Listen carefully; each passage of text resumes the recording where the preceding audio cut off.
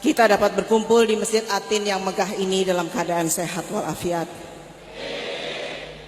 Dalam kesempatan yang baik ini saya mewakili keluarga besar Bapak Haji Muhammad Soeharto. Di sini ada kakak saya, Mbak Tutut.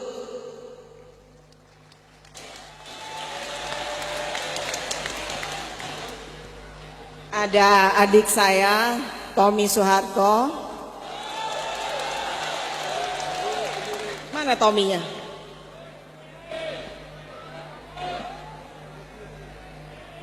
Tommy minta berdiri.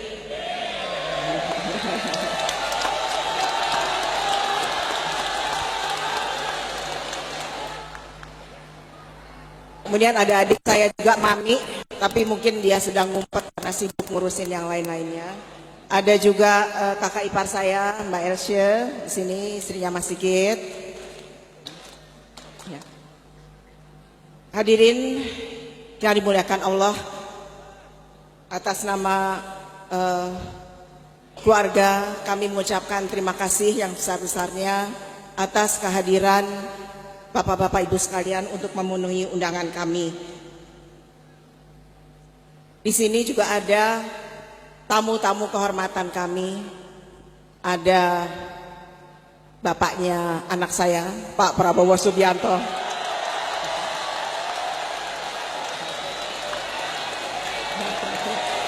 Berdiri, nah.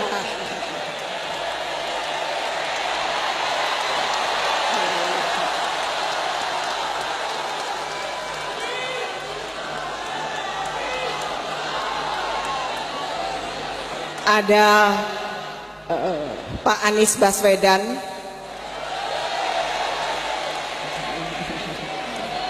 Kemudian banyak lagi para habaib dan tamu-tamu terhormat yang tidak bisa saya sebutkan satu persatu. Sekali lagi terima kasih atas kehadirannya memenuhi undangan kami dalam rangka merayakan memperingati 51 tahun diterbitkannya Surat Perintah 11 Maret. Dengan melaksanakan dzikir, sholawat, dan doa untuk negeri tercinta Indonesia. Agar negeri kita dijauhkan dari malapetaka dan bencana,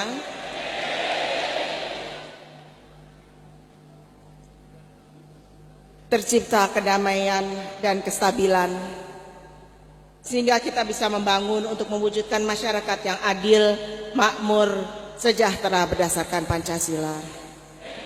Hadirin yang saya muliakan, diterbitkannya Surat Perintah 11 Maret tahun 1966, 51 tahun yang lalu, adalah merupakan tonggak sejarah dimulainya pemerintahan Orde Baru di bawah kepemimpinan Bapak Soeharto. Selama lebih dari 32 tahun beliau memberikan dharma baktinya, mencurahkan tenaga dan pikirannya untuk membangun negeri, bangsa, dan rakyat yang sangat beliau cintai. Dengan menggunakan strategi trilogi pembangunan, yaitu stabilitas, pertumbuhan, dan pemerataan. Berbagai pembangunan di segala bidang dilaksanakan, terutama di bidang pertanian, infrastruktur, dan kesejahteraan rakyat. Keberhasilan dari pembangunan sampai mendapat penghargaan dari lembaga-lembaga internasional.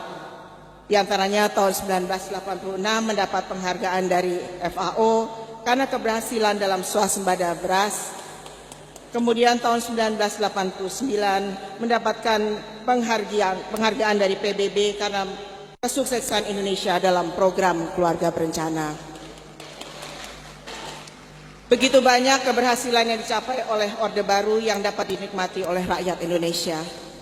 Kita sudah bersiap-siap untuk tinggal landas, namun krisis keuangan yang melanda Asia Tenggara di tahun 1997 berimbas juga kepada negara kita, sehingga kita crash di ujung landasan. Kita dilanda krisis ekonomi dan krisis multidimensional yang akhirnya membawa Presiden Soeharto mengambil keputusan untuk berhenti sebagai presiden. Saya masih ingat satu malam sebelum Pak Harto memutuskan untuk lengser, beliau memanggil kami putra-putrinya, mengatakan bahwa besok saya akan berhenti sebagai presiden. Lalu salah seorang dari kami menanyakan, apakah Bapak sudah yakin dengan apa yang Bapak putuskan? Beliau hanya mengatakan bahwa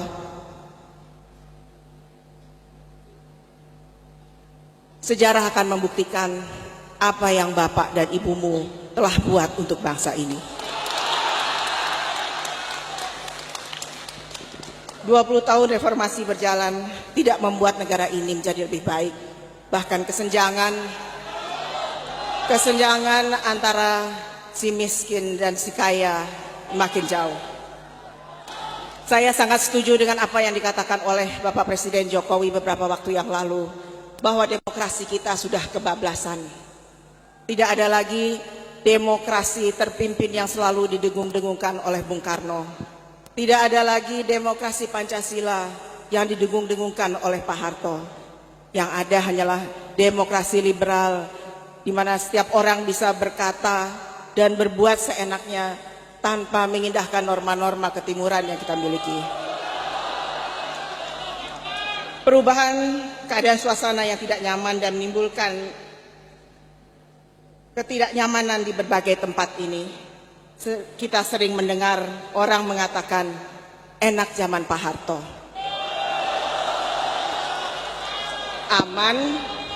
Aman, gampang cari makan, dan gampang cari kerja. Akhirnya saya berpikir bahwa mungkin ini yang dikatakan oleh Bapak sebelum beliau lengser, bahwa sejarah akan membuktikan apa yang sudah Bapak dan Ibumu buat untuk bangsa ini. Begitu banyak rakyat yang merindukan dan mendoakan Pak Harto. Hadirin yang dimuliakan Allah, marilah bersama-sama kita melanjutkan perjuangan beliau untuk membangun dan mensejahterakan bangsa ini. Kita kembalikan ke relnya demokrasi yang kebablasan itu, seraya berdoa dan mohon kepada Allah Subhanahu wa taala agar kita diberi kekuatan lahir batin dalam menghadapi segala cobaannya, dijauhkan dari malapetaka dan bencana, dan segera diangkat dari kemiskinan dan kebodohan. Sekali lagi saya atas nama keluarga besar Haji Muhammad Soeharto mengucapkan terima kasih dan penghargaan yang setingginya atas doa-doa yang dipanjatkan untuk almarhum Pak Harto dan Ibu Tien Soeharto. Semoga langkah Bapak-Bapak Ibu sekalian sampai ke tempat ini dan doa-doa yang dipanjatkan menjadi amal ibadah yang mendapat ganjaran pahala yang berlipat ganda dari Allah Subhanahu wa taala. Semoga Allah yang Maha Kuasa, Tuhan yang Maha Besar, senantiasa membimbing dan ridhoi langkah kita dalam mengabdi kepada negara dan bangsa.